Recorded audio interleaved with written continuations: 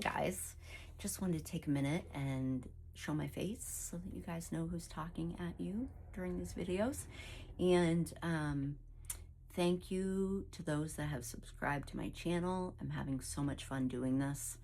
I just really appreciate your support, and it doesn't matter how many people are watching, I'm still going to make videos and just put my love of junk journaling out there in the world. So I thank you. I encourage you to engage in the comments.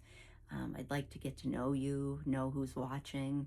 So I just wanted to come on and say that, really.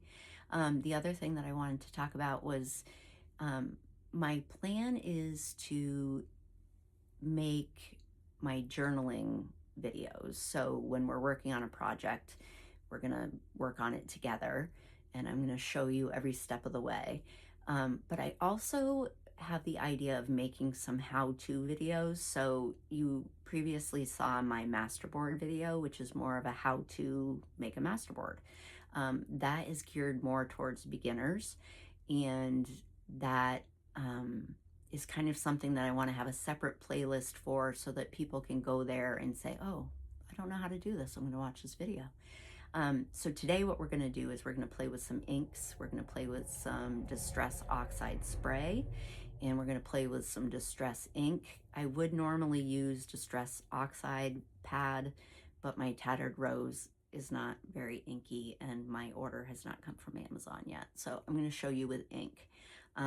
I'm just going to show you real quick what I'm talking about. So these are 12 by 12 sheets of cream card. And this one, I took oxide spray and I made this so that it has more of the same color that's in our folio. And then this one I made with ink. So I am just going to show you how to do both of those. I also thought, while I have my oxide spray out, I would go ahead and show you how to color some sari silk. You can color any kind of fabric you want. And then we're going to get out the Sizzix Big Shot and some embossing folders, and we're going to go ahead and emboss a journaling card. So we all know how to do that, because I use those a lot. I love the way they look. They're so elegant. So that's what we're going to do, guys. Stay tuned. I'm just going to get ready and I will be right back with you. All right, so I just got some of the stuff that we're going to use for this little project that we're going to do. And I have this huge thing of sari silk that I got off Amazon. And I just wanted to show you how it came. It's like this huge mass ball of sari silk. So I'm just going to cut some off so that I can show you how to do that.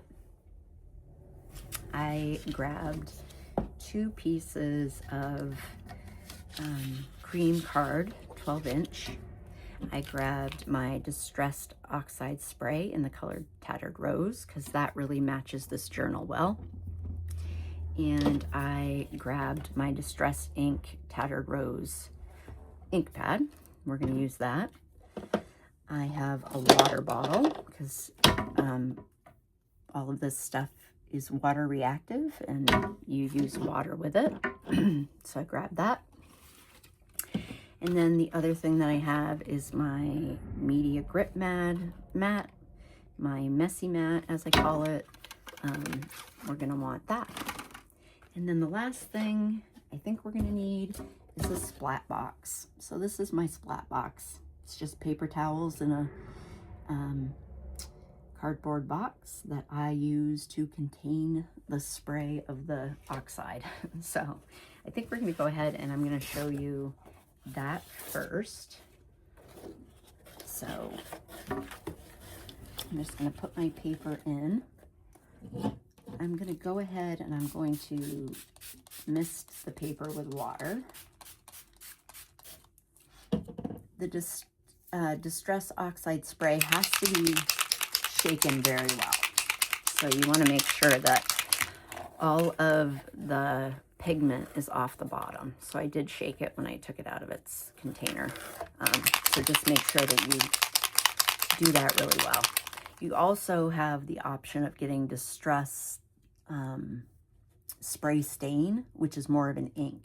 So you have ink, you have oxide, you have spray stain, and you have oxide spray. So Tim Holtz has a lot of really good videos that talks about his products. This is a water reactive dye and pigment, and an ink is, from what I understand, more of just a dye. So there's a lot of different videos out there about the differences. I'm certainly no chemist, and I know just enough to be dangerous. So I'm gonna go ahead and start spraying this with the spray. And I like to get up to the edges. And then I like to move it around with water. Can you see that? So when you spray it with water, it starts to activate, and it just kind of moves around your paper. I'm hoping that you guys can see that well. So I'm just kind of spreading the ink pigment around the page and just kind of seeing where it goes and what kind of design it makes. And I'm just going to go in and spray spots that are lacking.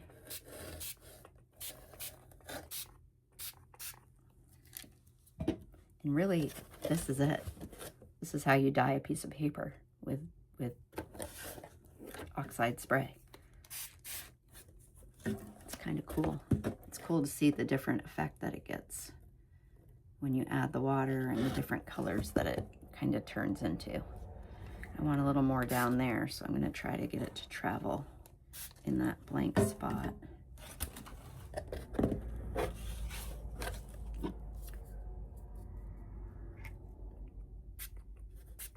Just want to get it kind of fully covered.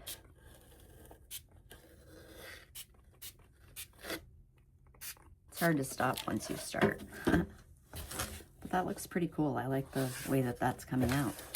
So it's honestly, it's as easy as that. You're just spraying the paper with water, and then you're adding the oxide spray, and then you can dry it with a drying tool, or you can let it sit, however you want to do it. So that is a piece of cream card, and it's just dyed with oxide spray. There's all different colors. I just chose this one because it really looks good with the journal that we're doing. So there's that. That's the first thing I'm going to show you today. The second thing I'm going to show you, while I have the sari silk and the oxide spray out, I got some gloves because this can be a little messy.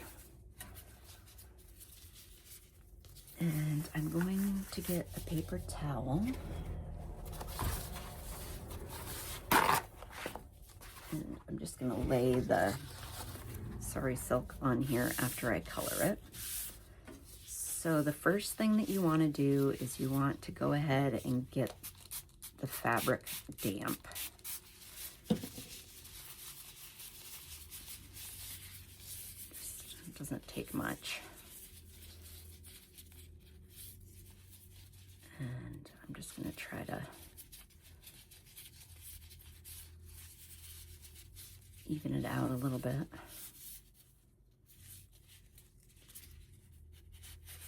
But this is a great way to make matching fabric for your projects. So it's damp all the way through. I'm then just going to take my oxide spray and just kind of work it into the fabric.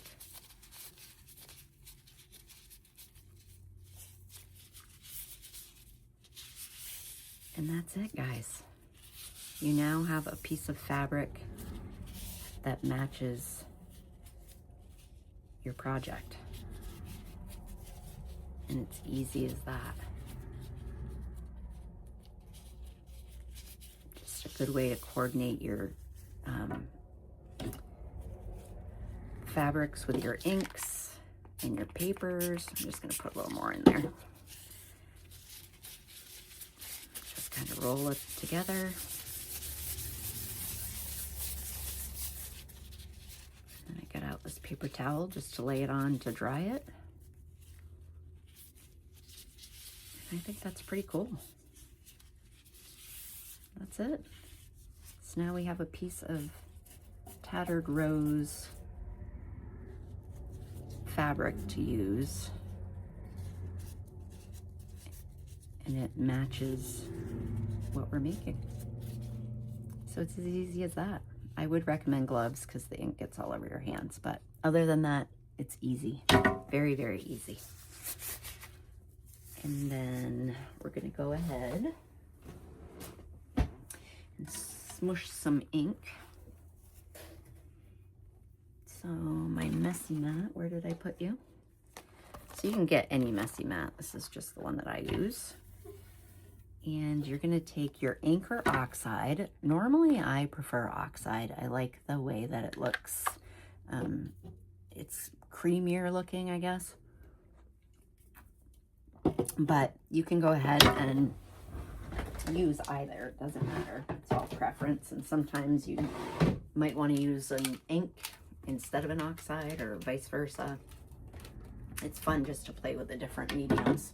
I'm also going to get my heat tool out because when you do this, you have to do different coats, and you got to dry in between coats.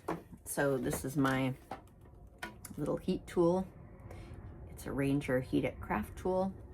I use that quite a bit. And we're just gonna go ahead and smush some ink on our messy mat. And this one's a little bit hard because it's so light. Tattered Rose is really light, and we're doing it on cream card. So you need quite a bit of ink to make it show up.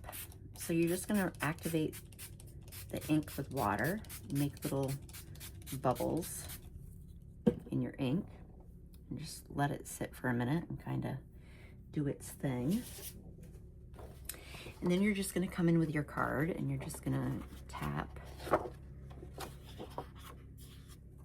and get the ink on the card. And this one, I mean, this probably isn't the best one to demonstrate because it's so light.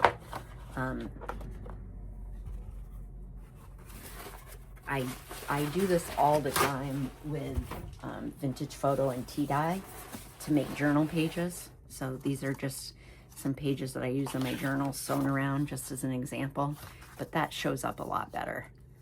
So it all depends on what color you're using. Tea dye is very light, and it kind of takes a lot of ink to get the same result. So just gonna dry between layers a little bit. So we're gonna layer it, and I just want it to be, take the dampness out of it before I do my next layer. You can definitely see the ink on there. It's just not as vibrant as it is if you use a different color. So I use this method all the time. This is something that I learned from Miss Paint a Lot. And I use it like in every journal I make. Like I said, I make my journal pages this way. So it's definitely something that you'll see a lot of.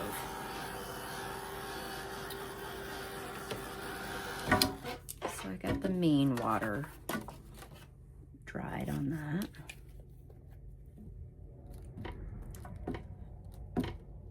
This is going to be kind of a shorter video. Just kind of showing you how to do this so that when I use this stuff in my journals, you know how to do it and can join in. So we're going to go ahead and put down a second layer of color. I'm going to start kind of on my outside edges.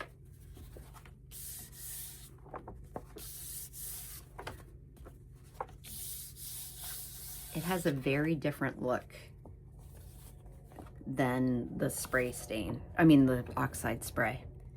Like, if you look at this, compared to this. This has a much creamier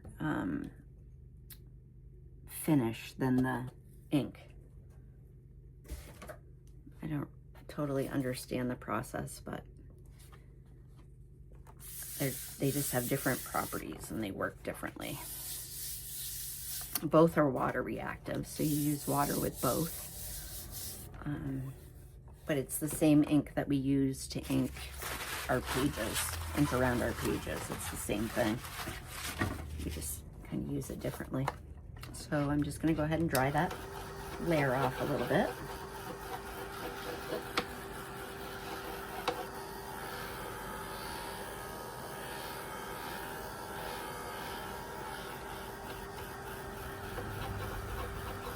I also make ephemera this way.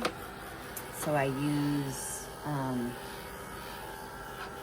stamps and things like that, and I make ephemera to match the journals that I'm working on. It's a great way to do that. You know, you use the ribbon any ribbon that you dye, ephemera that you make, and you can make clusters with it. Just brings everything together.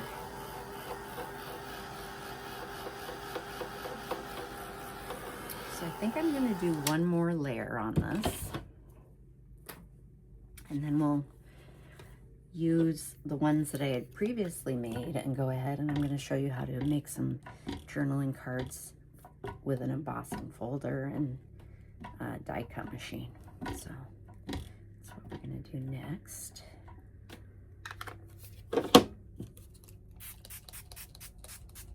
I did just order a new oxide ink pad because mine was just not working. It was not dark enough on the cream paper. It would probably show up better on white, to be honest with you, but I tend to use more of the cream colored card, depending on what I'm making. All right, so I like that. That looks good. It's kind of smushed, and the ink is all throughout it, and I think it looks pretty good. It's pretty.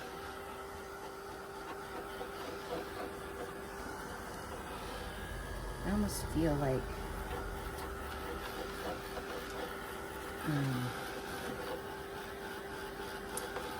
feel like I should show you with a different color as well, just because this is so light. So I'm not going to dry that all the way. We're not going to use this piece, so I don't really need it to be dried. I'm just going to put it aside with the other one that we made. And I think I'm going to show you real quick how I make the pages for my journals with ink, and kind of the recipe that I use. So for that, I use tea dye oxide first, and I put a generous amount of that on it. And then I go in with some vintage photo. And it's like the backgrounds that I use for my pages. So this is an oxide.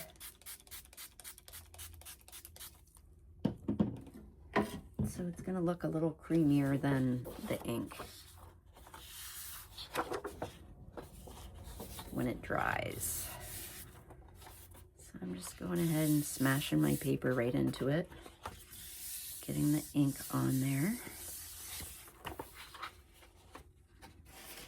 And that's a pretty light color as well.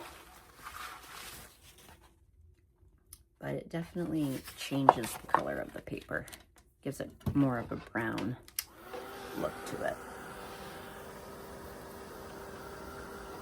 So I'm just going to dry in between coats.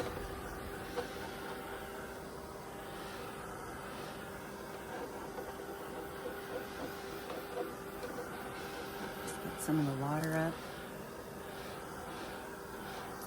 If you have like a puddle of ink that you don't want, you can just dab it with a paper towel and knock some of that color back. But for this, it's so light, it doesn't really matter. So So I'm going to do one more layer of tea dye.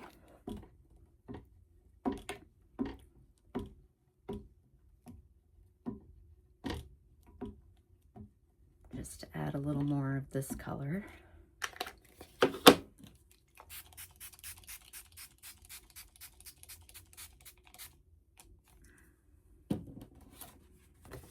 And go back in and just build the color up a little bit. You can see that depending on how you do it, it just kind of will bring the color forward a little bit. So it, see how that just builds on top? It just gives it a little more.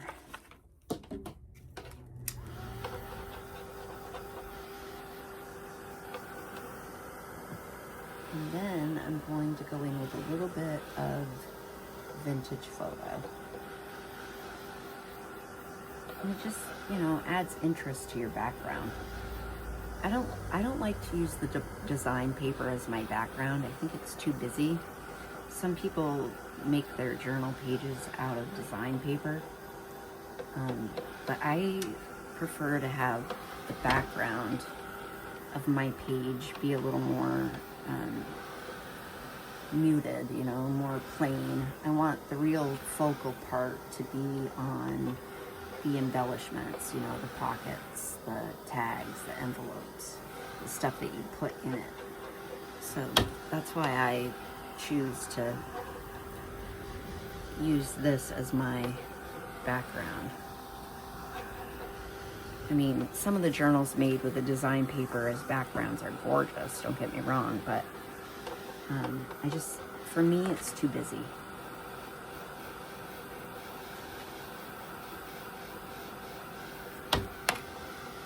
But it's all in what you like, and it's still beautiful no matter what. All right, so now I'm gonna smash down some vintage photo. Oh, I got a big old hair in my ink. I don't know if I can get that off or not.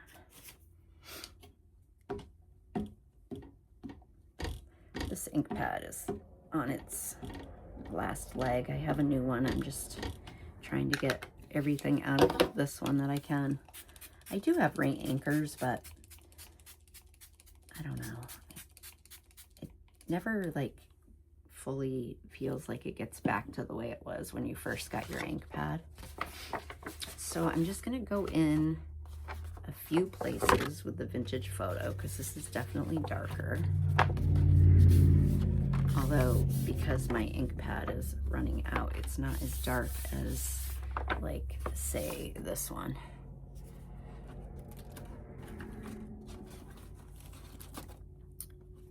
Just try to get some in that middle spot there. And around the edges.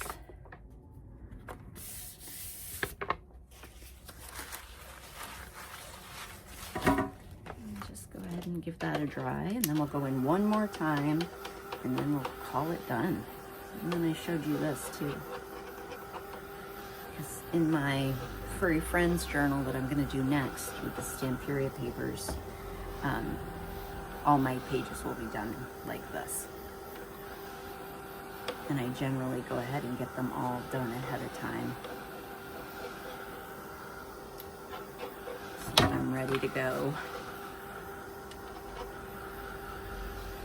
And like I said, you can go in with your paper towel and dab the ink off. That kind of gives it a different look. You have like that little round spot where the ink was. Or if it's too dark in a spot, you can go ahead and pick up some of the color.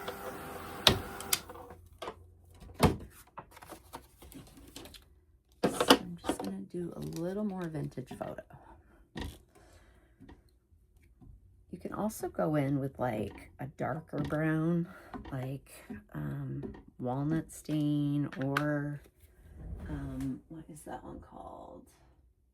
I'm drawing a blank, trying to see it. Not scorched timber, that's very dark. I can't think of the name of it right now. I'm not seeing it in my stash. All I see is walnut stain. But there is another brown that's darker.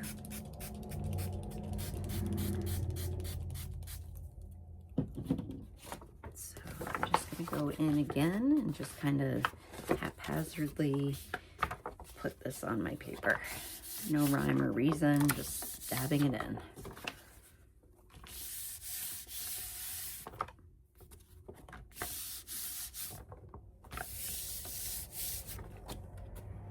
And that's how that comes out.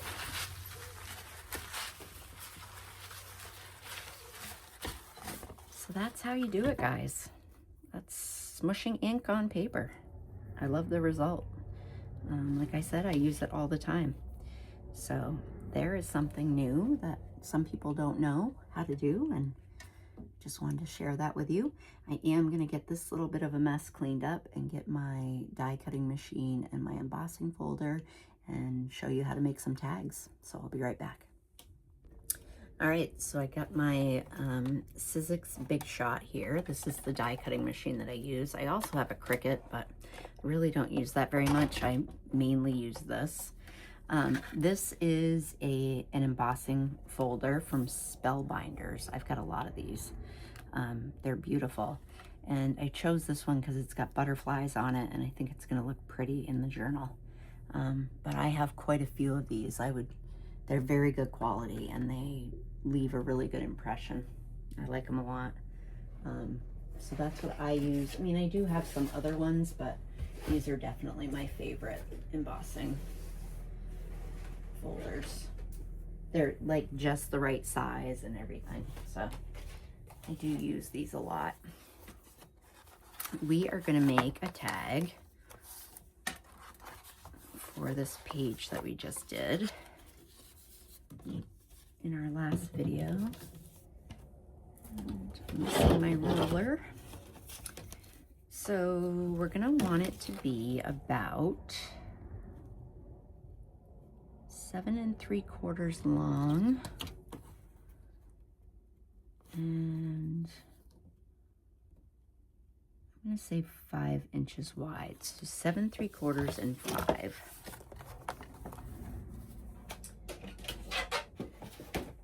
So I'm just going to grab one of the pieces that I previously made, and I said I wanted it to be 5.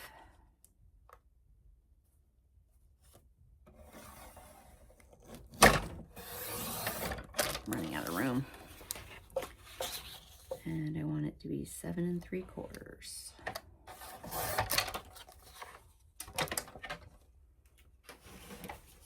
All right, so this is the piece I'm going to use. This is from one of the ones that I already had dried.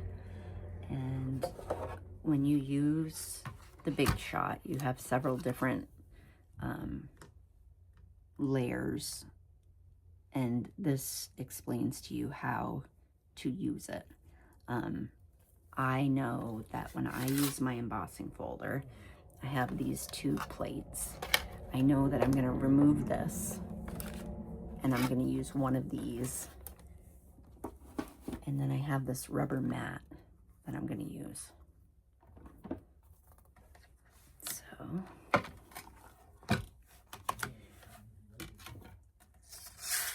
I'm going to dampen the paper, and you're going to do the back side of it, because if you do the front, it's going to change your ink. I'm going to put it in my embossing folder. Make sure your corners aren't bent. I then build my little sandwich with my mat, my little rubber mat, and I got this online. I think I got it where I got my Big Shot. And then you're going to use this. And all you're going to do is run this through your machine. And you want a little bit of resistance. That's how you know that your sandwich is right. You don't want too much and you don't want too little. And I'm gonna go forward and then I'm gonna go ahead and go backwards.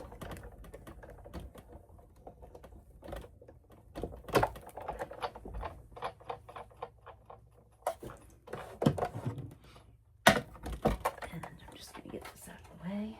I have way too much stuff out right now.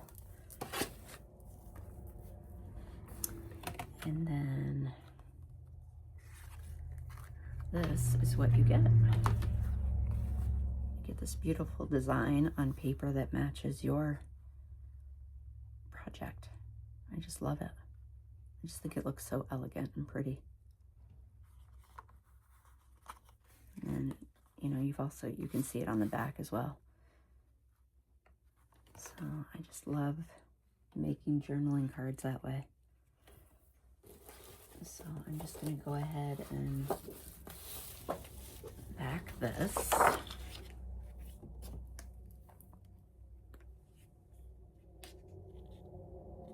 You can also emboss your design paper too. It doesn't have to be paper that you've made colored.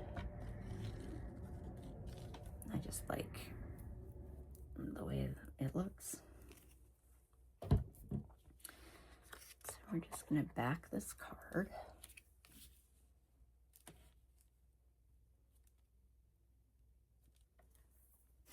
Made a mess with my glue.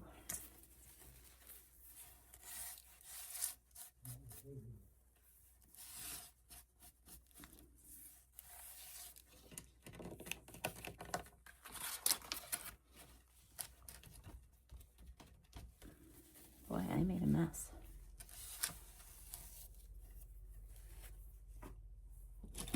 And we're just going to cut it out.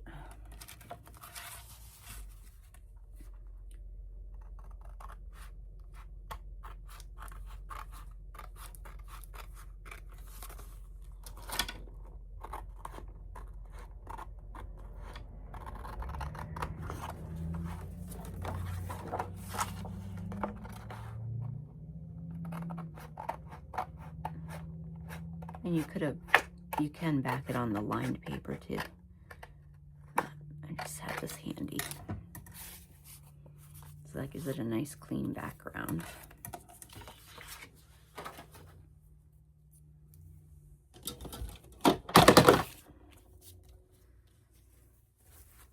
Just go wherever. It does look like I've got a little bit of overhang on this side that I want to trim down.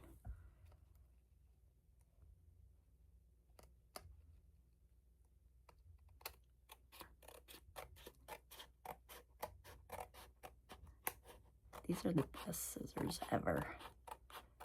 I think I showed you these in one of my other videos. They're the Tonic Tim Holtz scissors. They just cut so straight. I'm going to go ahead and round my corners.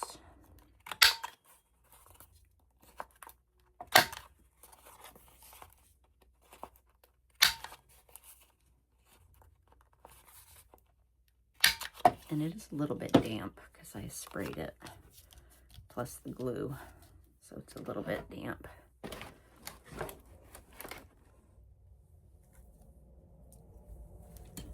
And just put some ink around there.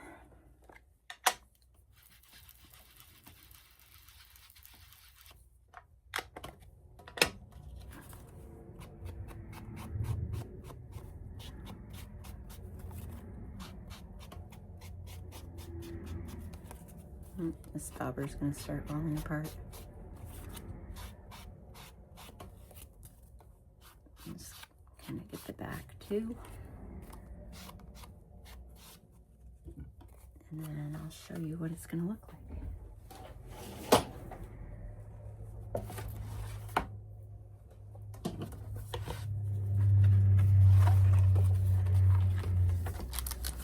Hopefully it fits. Hopefully my measurements were right.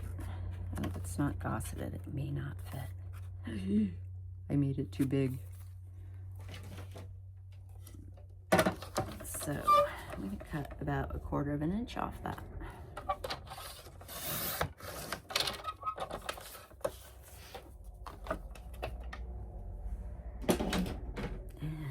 ahead and see if it fits before we ink it and round the corners, or see if we need to cut a little more off. The pocket is awful tight. If you take your ruler, the sharper edge of your ruler, and stick it down in your pocket, sometimes you can loosen it up a little bit.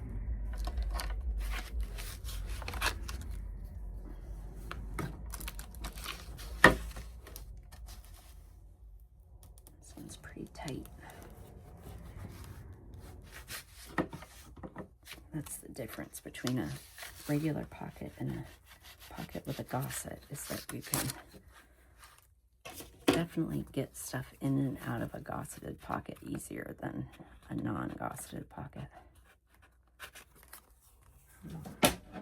I am just gonna trim a little more off here. I think we're gonna go another 1/4 of an inch.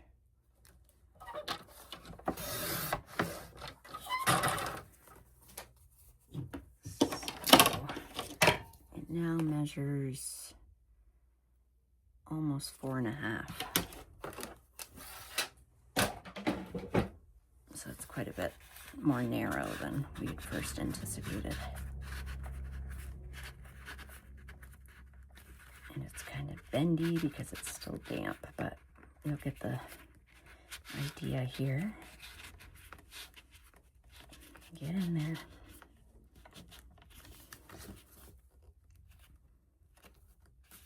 I think it's too long too.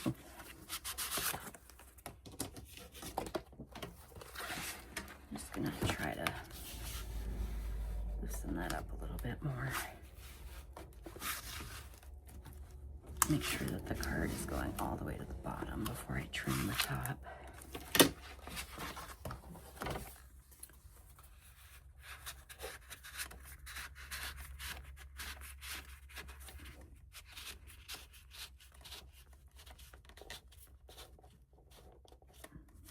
It just needs a little bit taken off the top.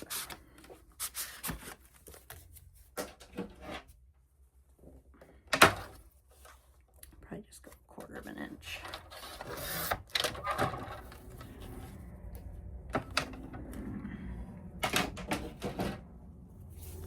And I'll just go ahead and round those corners again.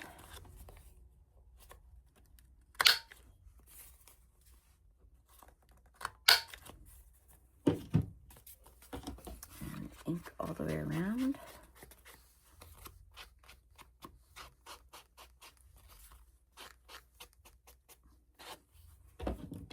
Love that. I think it's beautiful.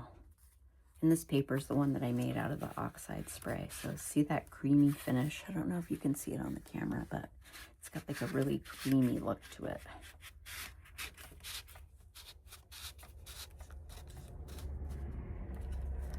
And there we go.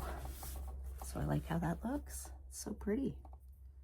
So that's it for this video, guys. It's just a quick how-to. I'm not going to leave my card in here because it's still damp and it may stick. So we're going to let that dry for a little bit before we put it in there. But that's it. So thanks for joining me. I'm going to have another video coming very soon. My timeline is I'd really like to post on Sundays and Wednesdays. So I'm going to try to stick to that schedule. So thanks for joining me. I hope to see you again soon, and I hope you enjoy the rest of your day. Take care.